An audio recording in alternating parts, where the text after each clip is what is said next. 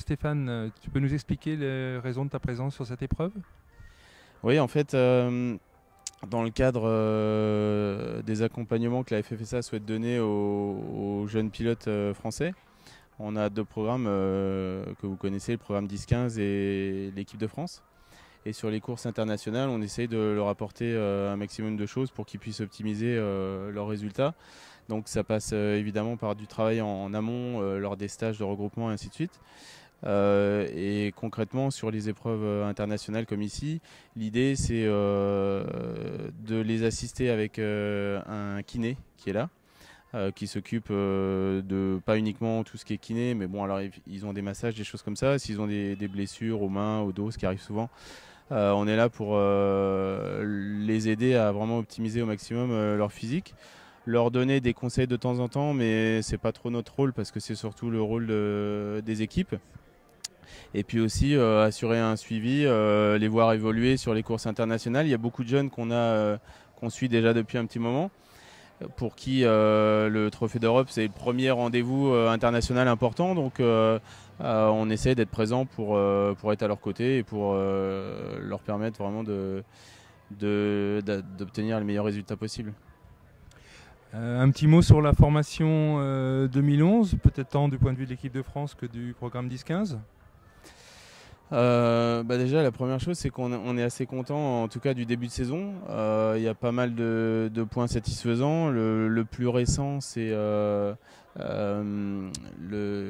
résultat qu'a obtenu Lucille Cipriano, qui a gagné les sélections qui ont été organisées par la CIK et la FIA pour choisir une féminine dans le Trophée Académie. Donc ça on est assez content du résultat de Lucille, d'abord parce qu'elle a gagné, mais aussi parce que les tests et les choses qui ont été mis en place par la FIA, c'est des choses que nous, on leur fait travailler déjà, notamment Lucille dans le cadre du programme 10-15.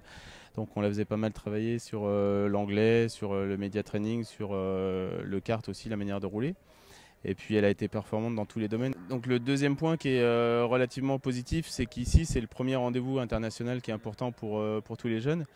Et on a pu remarquer, alors certes on est un peu sur nos terres parce que c'est vrai qu'il y a eu le GPO très récemment, mais là les Français sont vraiment aux avant-postes, aussi bien en KF2 qu'en KF3. Donc en KF2 on a vu surtout Victor Sandin et Enzo Guibert qui sont performants. Bon, certes, ils ne sont pas en équipe de France, mais ça n'empêche pas qu'on suive aussi les performances des autres pilotes français. Et en l'occurrence, ces deux-là sont vraiment très performants. Il y a le jeune Filippi qui commence à bien marcher, qui a fait des bonnes manches qualif. Et la catégorie KF3, où là, si on veut être un peu franchouillard, on peut dire qu'on est quand même vraiment dominateur. Quasiment tous les pilotes français sont aux avant-postes, donc certes on est un peu sur nos terres parce qu'il y a eu un GPO récemment, donc c'est sûr que les Français ont un petit avantage. Par contre je pense qu'il y a un très bon niveau sur la zone sud, parce qu'il y a deux sélections sur la zone sud. Je pense que le gros du gratin est là. On a tous les Français qui sont devant, notamment avec Esteban Ocon qui gagne des manches, avec Paolo Besancenet, avec Valentin Moineau qui a eu des soucis mais qui a été aux avant-postes aussi. Dorian Boccolacci qui gagne des manches. En l'occurrence, il y en a deux ou trois dans cette formation qui sont tout jeunes parce qu'ils étaient encore en cadet l'année dernière, et les voir aux avant-postes tout de suite, c'est une bonne chose. Alors après, être capable de dire quelle est la part du travail qu'on a fait avec eux en amont sur les programmes de formation, on ne sait pas trop. Toujours est-il qu'aujourd'hui ils sont devant rapidement. Et malgré tout, il reste encore débutant avec un manque d'expérience. Donc je pense qu'on a vraiment une bonne cuvée, si on peut parler de cuvée, parce que ça peut faire que évoluer. Et ils sont déjà aux avant-postes, donc quand ils auront de l'expérience, je pense vraiment qu'on aura un bon vivier de Français.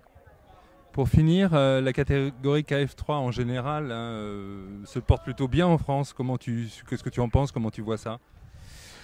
Ouais, il y a plusieurs choses. Je pense que déjà, on a le mini-kart qui a été une chose importante, qui a permis d'aller chercher vraiment des jeunes, de les faire débuter la compétition très tôt.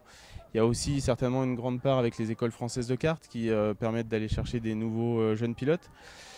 Il y a aussi, je ne vais pas y revenir, mais il y a aussi nos programmes de formation qui, je pense, jouent un rôle à un moment ou à un autre, même si on n'a pas la prétention de les faire rouler plus vite ou d'en faire des champions. Ce qui est sûr, c'est que aujourd'hui, la course automobile, le kart en général, c'est tellement difficile et c'est tellement important d'être bon dans tous les domaines que l'aide qu'on leur apporte, forcément, à un moment, je pense que ça joue. Et tout ça mis bout à bout, ça fait qu'aujourd'hui, on a des pilotes français qui sont vraiment performants et j'espère qu'ils vont pouvoir obtenir de bons résultats à la fois en kart et pour ceux qui veulent passer en automobile, je pense qu'on a vraiment des gros potentiels. Merci Stéphane.